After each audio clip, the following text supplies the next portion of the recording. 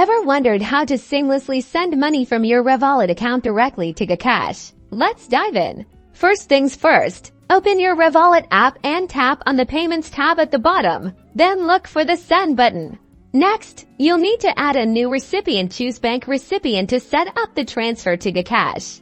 Now enter the recipient's GCash details. Select Philippines as the country and PHP for Philippine pesos. For the bank name, you'll need to choose GXJ and GCash from the list. Crucially, for the account number, input the recipient's 11-digit GCash mobile number, starting with 09. Double-check this number to ensure accuracy.